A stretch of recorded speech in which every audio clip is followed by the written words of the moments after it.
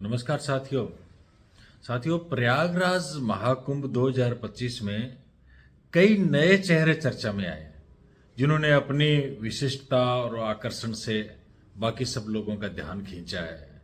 इनमें से प्रमुख हैं, नंबर एक तो हैं आईआईटी बाबा के नाम से मशहूर अभय सिंह, जिन्होंने महाकुंभ में अपनी उपस्थिति दमदार तरीके से दर्ज कराई है। एक है मोनालिसा भोंसले, जो मध्य प्रदेश के इंदौर से आई हैं और मोनालिसा भोंसले अपनी आंखों की खूबसूरती के कारण सोशल मीडिया पे वायरल हो रही हैं। एक है रूसी बाबा, इसमें एक विदेशी साधु जिसे रूसी बाबा कहा जाता है, ये भी लोगों के बीच में काफी चर्चा का विषय बने हुए हैं।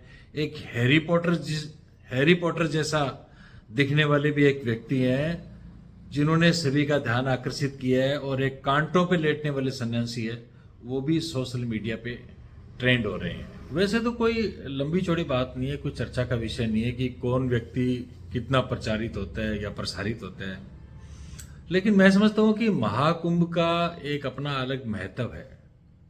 ऐसे विशेष मौके पर जो लोग योग्य नहीं है उनको मीडिया जिस तरह से प्रचारित कर रहा है सोशल मीडिया पे, वो लोग वायरल हो रहे हैं, लोग देख रहे हैं।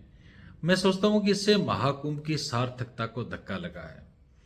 जो लोग ज्ञानी है, ध्यानी है, तपी तपेश्वर है, संत हैं, शंकराचार्य है, जो हमारे देश की आदि अनादि काल से चली आ रही हमारी सनातनी परंपरा है, उसके वो ध्वजवाहक है, उनको छोड़ करके अयोग्य व्यक्तियों को जिस तरह से मीडिया लोगों के सामने ये झूठ प्रस्तुत कर रहा है, ये मुझे समझ में नहीं आ रहा कि ये ऐसा क्यों कर रहे हैं।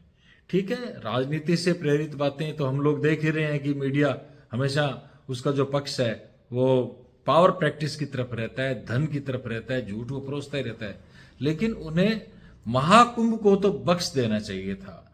प्रयागराज महाकुंभ और आईआईटी जो बाबा है, मीडिया के अंदर इसमें हमें कुछ चीजें देखनी चाहिए। क्या वाकई वो इसके लायक है? क्या प्रयागराज कुंभ भारत की धार्मिक और सांस्कृतिक विरासत का एक अभिन्न हिस्सा है। समय समय पर जो असाधारण और रोचक व्यक्तित्वों का एक केंद्र बना रहा है, तो लेकिन 2025 का ये जो महाकुंभ है, ये कुछ ऐसे लोगों को प्रसारित कर गया। ऐसे लोग अचानक सुर्खियों में आ गए।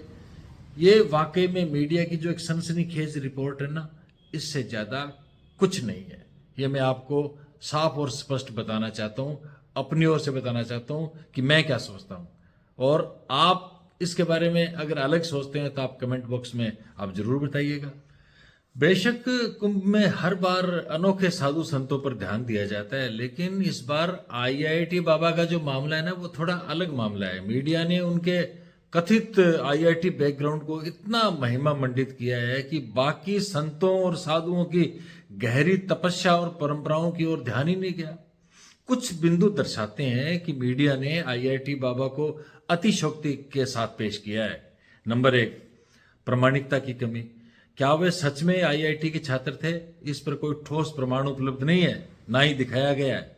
अनावश्यक प्रचार किया गया है। नंबर दो, उनके ज्ञान या साधना की बजाय उनकी पहचान को लेकर के बिना वजह की सनसनी फैलाई गई है। और नंबर तीन, वास्तविक संतों की उपेक्षा की गई है।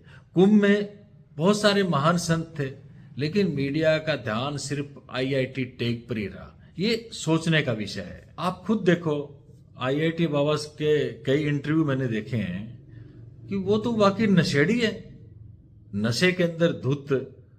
जब उनकी निगाहें देखते हैं तो पता लगता है वास्तव में उन्होंने नशा किया गया है। जो त्यागी होता है, जिसने तपस्या करी होती है, जिसको वास्तव में ईश्वर का ज्ञान होता है ना, वो सब्जेक्ट पे पकड़ होते हैं, सब्जेक्ट पे पूरी पकड़ के साथ बोलते हैं। और वो आईआईटी बाबा तो खुद ही कहते हैं कि मैं तो सबको अलग अलग बात बोलता हूं, क्योंकि उनको नॉलेज ही नहीं है।